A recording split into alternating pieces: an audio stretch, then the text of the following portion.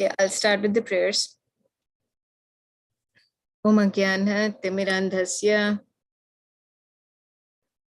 Jnananjana Shalakaya Chakshurunmilitam Yena Tasmai Shri Gurave Namaha Shri Chaitanya Manobhishtam Sthapitam Yena Bhutale Swayam Rupa Kadamahyam Dadati Swapadantikam Vancha Kalpatarubhyascha Kripa Sindhubhya Eva Cha Patitanam Pavanebhyo Vaishnavebhyo Namo Namaha Jai Shri Krishna Chaitanya Prabhu Nityananda Shri Advaita Gadadhara Srivasadi Gaura Bhakta Vrinda Hare Krishna Krishna Krishna Hare Hare Hare Rama Rama Rama Hare Hare Narayanam Namaskritya Naram Chaiva Narottamam Devim Saraswatim Vyasam Tato Jayam Mudirayat Nashtaprayeshu Abhatreshu Nityam Bhagavata Sevaya Bhagavati Uttama Shloke Bhakti Bhavati Naishtaki.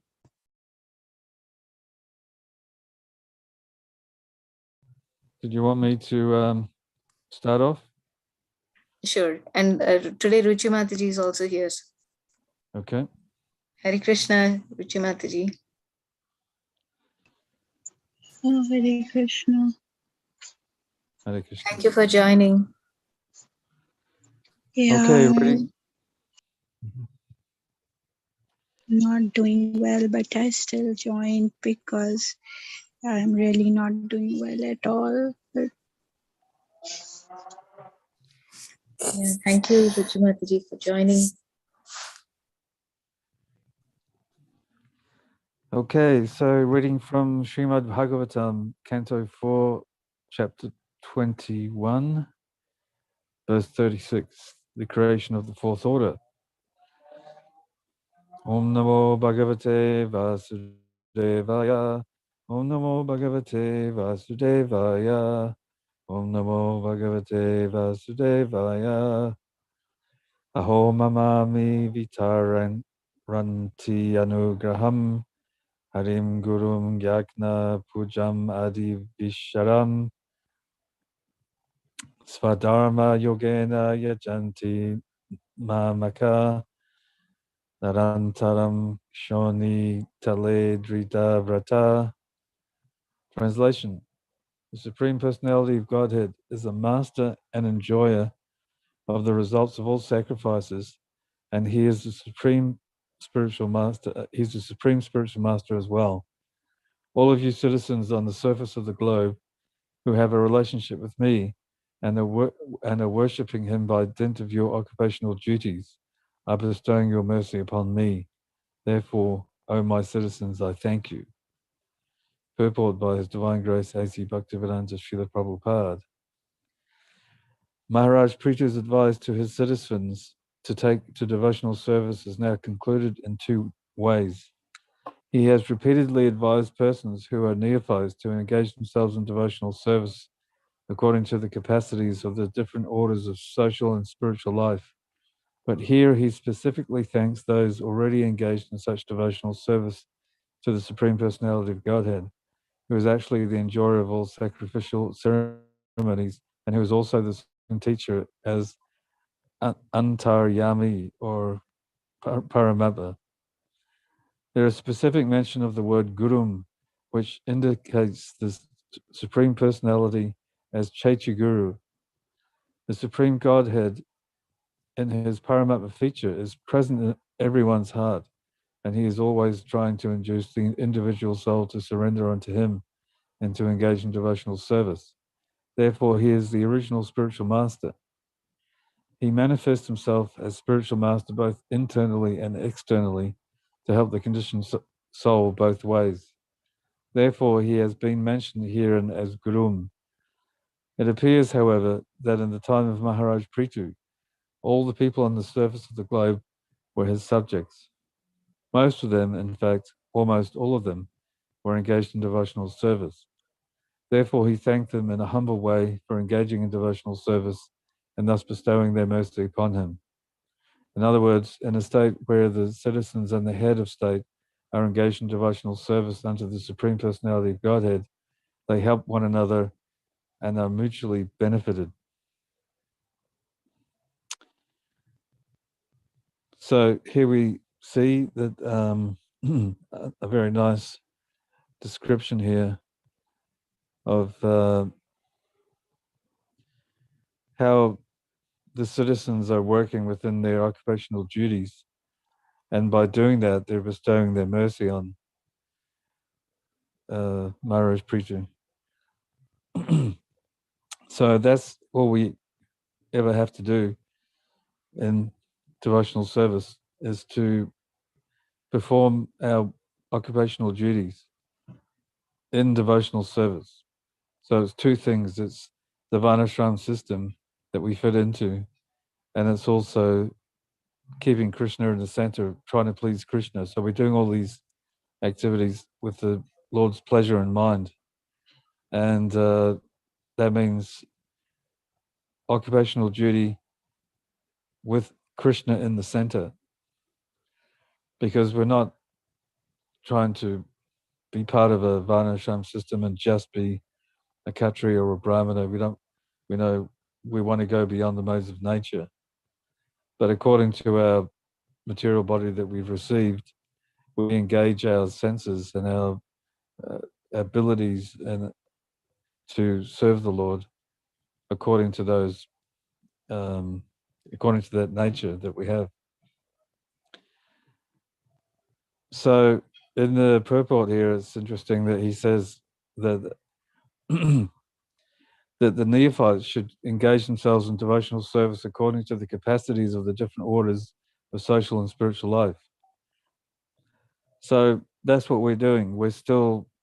That's what we have to do. We have to engage ourselves according to our capacities, in line with the orders of social and spiritual life, which is Varna and Ashram, and with the Lord in the center. So doing all these activities with the Lord's pleasure in mind and wanting to please the Lord. But here he specifically thanks those already engaged in devotional service to the Supreme Personality of Godhead. So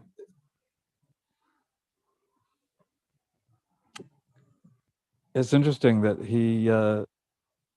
he's specifically thanking those who are already engaged. So that sort of infers that some are not engaged in devotional service, and he's advising them, the neophytes, to engage themselves in devotional service according to their capacities, etc. And then he's specifically thanking those in this verse. He's thanking them. He's saying, "Oh, my citizens, I thank you." So he's specifically thanking those ones who are actually engaged in devotional service already. And then this next part is also interesting, that the specific mention of the word Gurum indicates the Lord as Chaitya Guru, so the Paramatma. And that's a very important thing, actually, that sometimes we get instructions from the Paramatma. Sometimes the Lord instructs us from within as Chaitya Guru. We have the external spiritual master, and we have the internal guru and the external guru.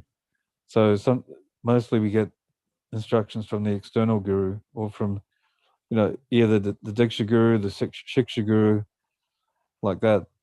And then sometimes we get instructions from the Lord himself, from within the heart. And I'm sure we've all experienced that at some stage, where this we hear an instruction to do something, and then we follow that instruction, and everything works out really well. Everything works out perfectly. So that comes from that is coming from the Lord. Normally speaking, it's either from the intelligence, our own intelligence, or it's from the Lord. So we can get this instruction from the Lord, from the Chaitya Guru, that overrides everything, the mind and the intelligence.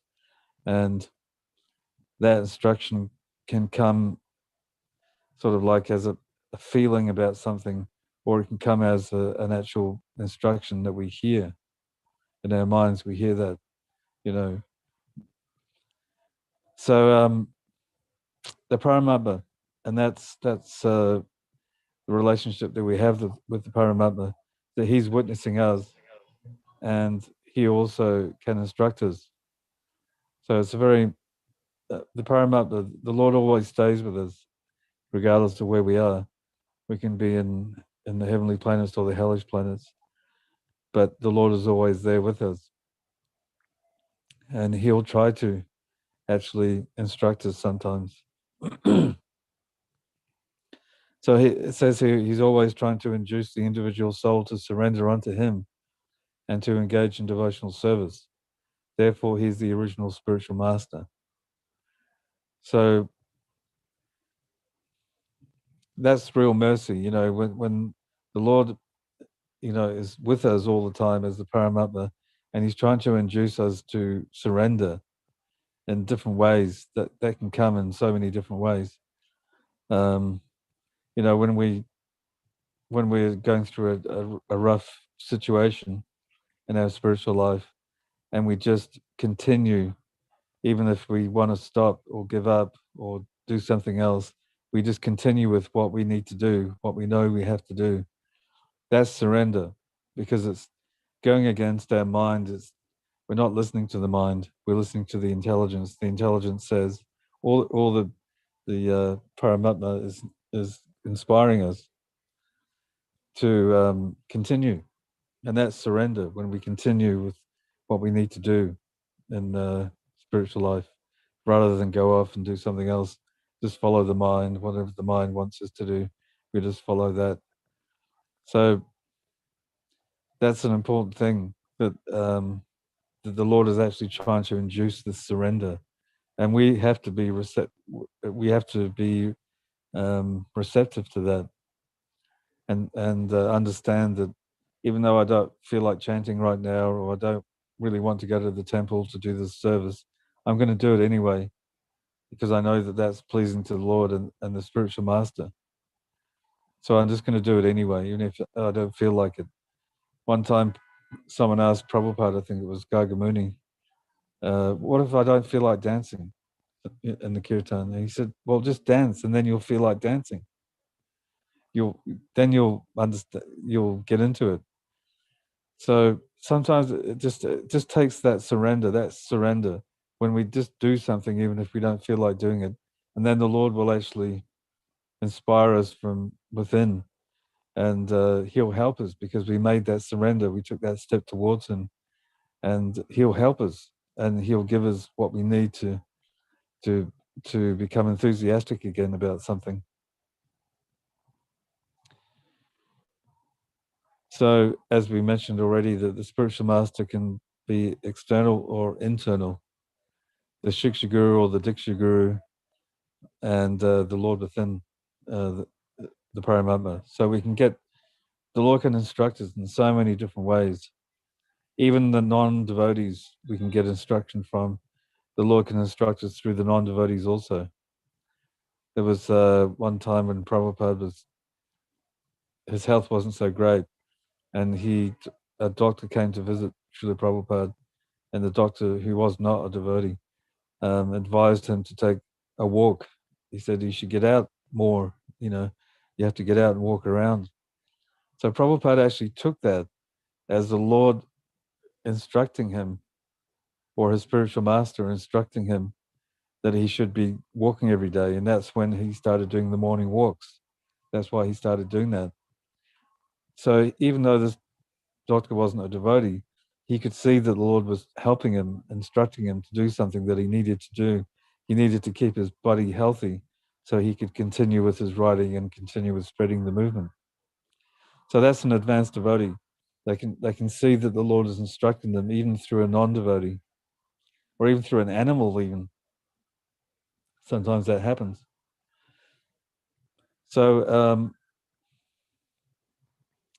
continues here in the purport that at the time of Maharaj Prithu, all the people on the earth, on the surface of the globe, were his subjects. So everyone was his subject. So that's an incredible responsibility when you think about that. Imagine being the leader of everyone on the planet. So it's Maharaj Prithu's pastimes are very, very important and a great example of how we should be. And most of them were, almost all of them were engaged in devotional service. That shows you his power and his influence, that he was able to inspire all these people on the earth to actually engage in devotional service. So he was thanking them in a humble way for engaging in devotional service. I mean, that's amazing. The emperor of the world is humbly thanking everyone for engaging in service. That's a real devotee, who recognizes that someone is actually trying to engage in devotional service, or they are engaging in devotional service, and that he's thanking them and saying that their mercy, that they're bestowing their mercy upon him. That's real humility. Someone in that position who is the emperor of the entire planet is saying that, and saying that, by them doing what they're doing, that they're bestowing their mercy upon him. So these are really important, these statements by Srila Prabhupada about these different personalities and how they are. It shows us and gives an example of how we should be. That's why the Srimad Bhagavatam is very important. So in the final part of the purport here, it says that, in other words, in a state where the citizens and the head of the state are engaged in devotional service, they help one another and are mutually benefited. So this is the spiritual world, when everyone's engaged in service to the Lord and everyone's trying to help each other to make advancement. That's the opposite to the material world, where everyone's trying to pull each other down and push themselves up. Here, it's this example here is showing what it's like in the spiritual world, where we're actually trying to push others forward towards Krishna, and happy that they're getting favored by Krishna. That's the spiritual world. So we don't care about ourselves. We just care about pushing others towards Krishna, and happy to do that, happy to see them make advancement. So it's a great glimpse into what it's like in the spiritual world and how we should be, and what the mood of a devotee is, and that we should always be helping each other to make advancement. Okay, I think that's about all I can think of to say about that verse. If someone else would like to comment or read the next verse. Yeah, I just thank you for the nice words reading. I just wanted to add that yes, what point that you made is very relevant, that it's not only like the devotees in the traditional sense, but the devotees in the non, because everybody is ultimately a devotee in different stages of realization. So we're all trying to reach the same goal, but we are all on different stages, different classes, or different. So yeah, like many times when we listen to our heart, we realize that doesn't have to be a person who is very religious per se. It can be anybody through whom the Supreme Lord can give us realizations, and he can speak, because he is there in all inanimate, animate, and every living entity, the lowest of the low and the highest of the high. He is present. So we should not we should be aware. Like, I'm telling this to myself too, that we should always be aware of, like, not thinking anybody as person who is like a non-devotee, because everybody is like, who knows, God can enable anybody to be um, very powerful at a certain time. So we have, so you're right about the fact that he can speak through a doctor, he can speak through a non-believer, he can speak through an atheist, he can speak through anybody because he's present everywhere. Thanks for that point.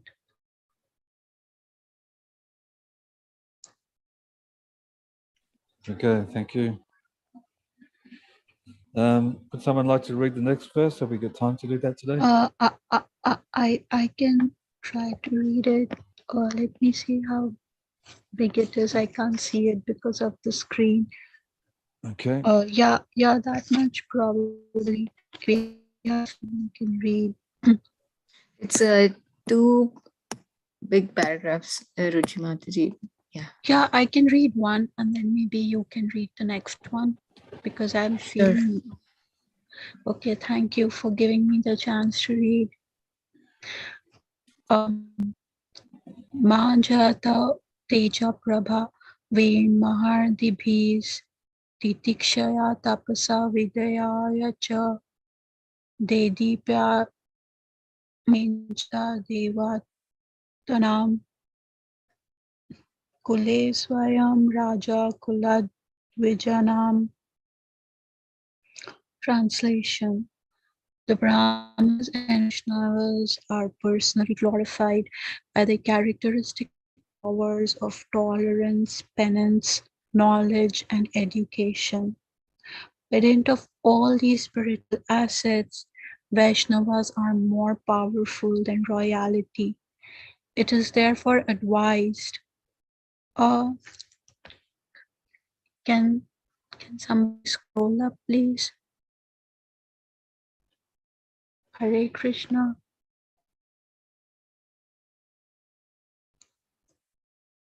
Okay, I don't think anybody was listening that anyways. So by dint of all these spiritual assets, Vaishnavas are more powerful than royalty.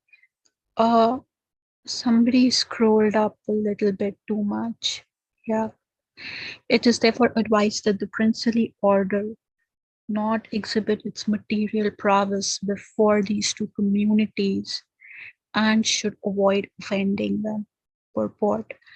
Prithu Maharaj has explained in the previous verse the importance of devotional service for both the rulers and the citizens of the state. Now he explains how one can be steadily fixed in devotional service. Sri Chaitanya Mahaprabhu, while instructing Srila Rupa Goswami, has compared the devotional service of the Lord to a creeper. A creeper has a feeble stem and requires the support of a tree to grow, and while growing, it requires sufficient protection so that it may not be lost. While describing the system of protection for the creeper of devotional service, Sri Chaitanya Mahaprabhu has specially stressed protection from offenses unto the lotus feet of Vaishnavas. Such offenses are called Vaishnava Aparadha. Aparadha means offense. If one commits Vaishnava Aparadhas, all of his progress in devotional service will be checked. Even though one is very much advanced in devotional service, if he commits offenses at the feet of a Vaishnava, his advancement is all spoiled. In the Shastras, it is found that a very great yogi, Durvasa Muni, committed a Vaishnava Aparadha and thus for 1 full year had to travel all over the universe, even to Vaikuntha Lok, to defend himself from the offense. At last, when he approached the Supreme Personality of Godhead in Vaikuntha, he was refused protection. Therefore, one should be very careful about committing offenses at the feet of a Vaishnava. The most grievous type of Vaishnava Aparadha is called Guru Aparadha, which refers to offenses of the lotus feet of the spiritual master. In the chanting of the holy name of the Supreme Personality of Godhead, this Guru Aparadha is considered the most grievous offense. Gurur Avagna Shruti Shastra Nindanam Padma Puran. Guru Avagya. Among the 10 offenses committed against the chanting of the holy name, the first offenses are disobedience of the spiritual master and blasphemy of the Vedic literature. So, can I just tell my thoughts about this one? You can read the whole thing, Ruchi Mataji, because I think you're doing well. Yeah, it's a little bit taxing to me. So maybe I can just explain the first Sure. verse and Go then you can read the second and explain it, because yeah, I'm almost already feeling breathless. So since I read it, I'll just try to re-explain it with the mercy of Divine Lord. So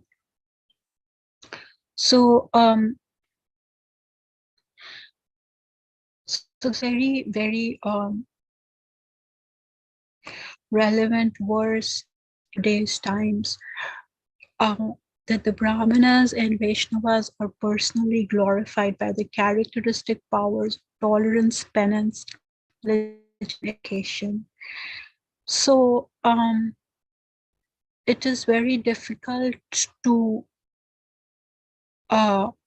put people into boxes, like tell that this person belongs to this religious sect and he is very advanced in this religious sect, so this person is a Vaishnava or a Brahman. But actually in today's age, it is difficult to recognize a true Brahman and Vaishnava, of course, like when we are following a certain process like Krishna consciousness, where we are following 4 regulative principles. It purifies us, and we are on the path. And yes, but we cannot say that, like Prabhuji said in the earlier verse, that the other people are totally non-qualified, because here it is clearly written, even in Bhagavad Gita, Lord Krishna clearly says that it is not by birth, but by the characteristics or by the signs one shows or the personal example one sets and the life he lives and the qualities he develops or is bestowed with. It that shows what the true metal or the character of the person is. So tolerance, penance, knowledge, and education.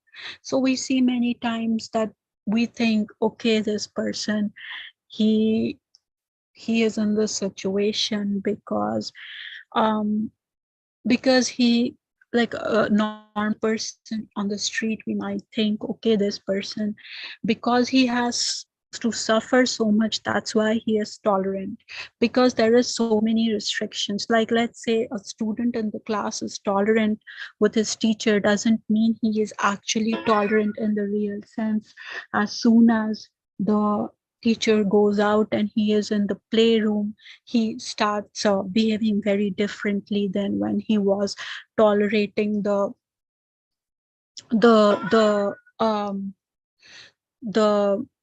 restrictions imposed on him by the teacher, like sitting silently, listening to the class, and like behaving in a certain way. So, but real tolerance comes when we are tested in real life, when we don't blame anybody, and we are tested all the time by the material forces, and we refuse to give up to those forces acting on us, trying to take away our values.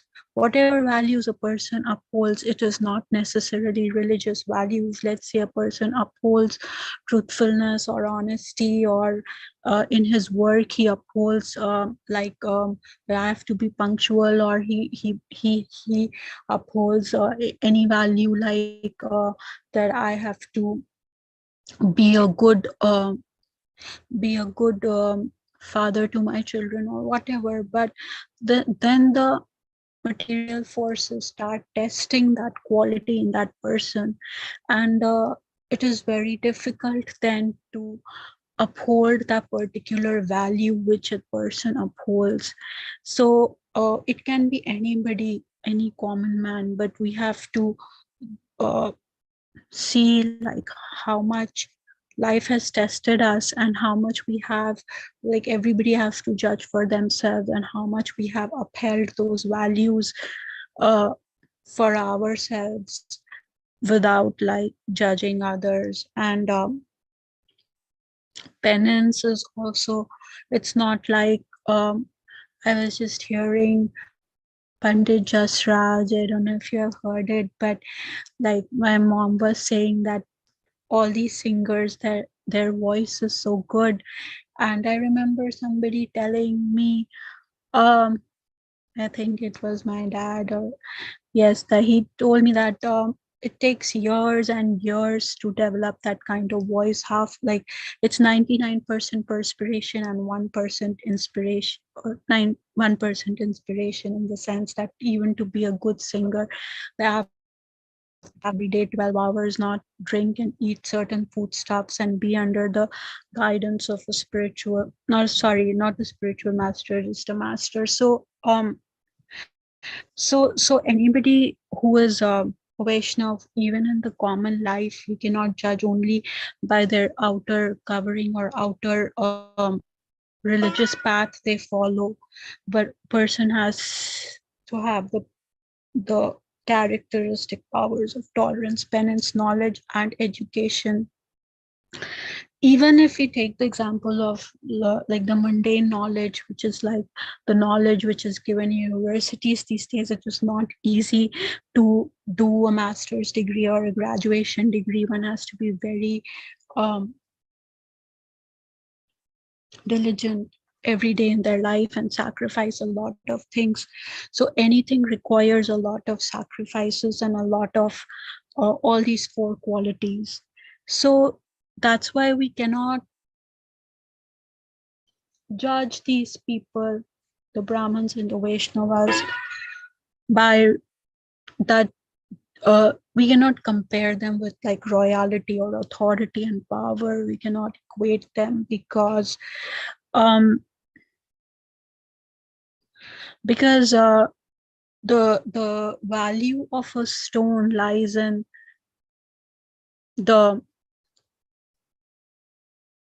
in its use. Like, okay, if this is a Kohinoor diamond, it is only useful because it is in the market today, it is of this much value. But for a Vaishnava or a Brahmin, it might hold no value at all. So it is like comparing apples and oranges. So we cannot equate them, and so we should not try to offend. We should try not to offend them, because they are different, altogether different streams, and we cannot compare one to the other. And we think that they come under the influence of the authority. They have if a person is humble, doesn't mean uh, that he is not able to fight for himself, but it is just that he chooses not to fight to maintain peace. So there is a big difference. So so here the importance of devotional service for both the rulers and citizens of the state is explained. So Sri Chaitanya Mahaprabhu, while instructing, has compared the devotional service of the Lord with the creeper. So the creeper has a feeble stem and requires the support of a tree to grow. Um, so that's why only the Vaishnavas and the Brahmins can guide us properly through our spiritual life, which is more important, because like we know, this earthly life is very momentary, and it is only for the purpose of realizing God. And so only the advanced Vaishnavas, they can only help us to grow in that field when we surrender to them. And it's easy to say, I know I say that, but it is easy to say, but when we are actually living or going through the process, we start judging and finding faults with the Vaishnavas. But we have to be very careful of the Vaishnava Prad. Um, so if we commit any such aparad, our advancement is all spoiled, because um, like Leela Manjari says, whenever you say the truth, the phone rings, ting, and so there are many things today. So so yeah, I'm really sorry for all the offenses I have committed in front of God. I'm asking for forgiveness for all my offenses to the Vaishnavas, and to, because Krishna says he can tolerate his offense to him, but he cannot tolerate offense of a Vaishnava or a Brahmin, because they don't have any excuse me, they don't have any other um purpose or any other inclination in life except God. So we should not, that is the reason why we should not offend them, because they are not here for anything else except uh, for being close to God and helping him and doing devotional service to him. So if we are going to offend them only, then what is our chance of getting closer to God? Um, so even Durvasa Muni, who was actually a very great Shiva Bhakta, he committed a Vaishnava Prad to, what was the king's name? I forgot, who was doing his Ekadasi, and he said that you should take the prasad only after um, I came, and he was a guest, but he said, no, I have to do my Ekadasi, this thing, because I'm fasting for the Supreme. He was fasting for the Supreme Lord. But Durvasa Muni said, no, you have to mm, honor the guest first, and I'm also a great rishi, so you have offended me. But since he did a Vaishnava Prad, he had to travel all over the universe and to Vaikunt Lok. He also went to Vaikunt Lok, but then the lesson was given to him that whoever you have offended, you have to seek forgiveness from him and not to anybody else, because we will keep taking birth on this earth until and unless we settle our scores with the person we have caused problem with.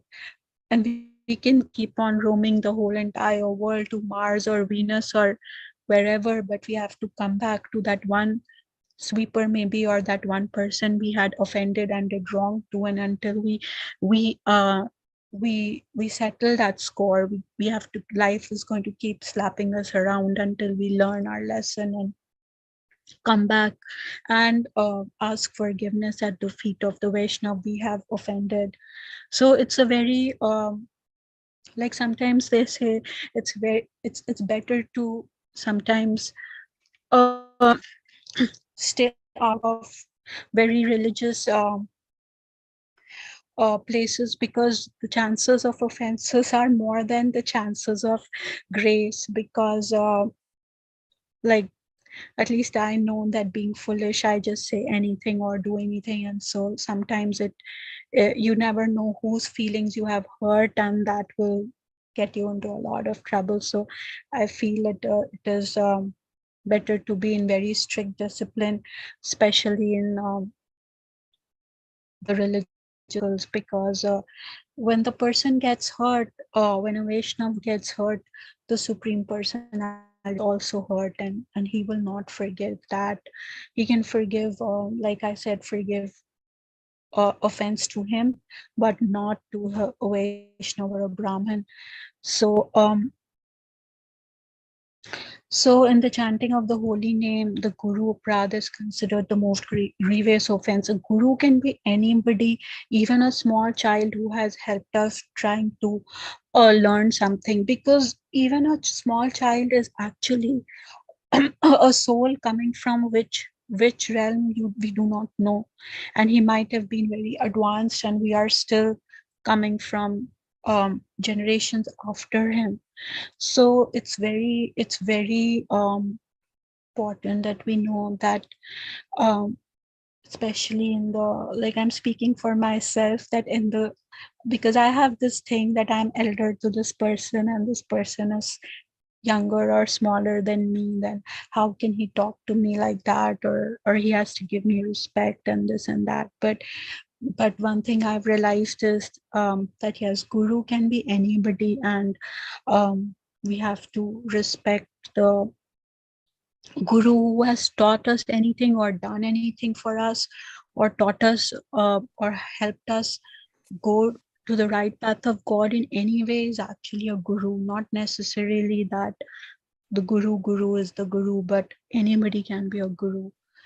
So Ruchi Mataji, yes.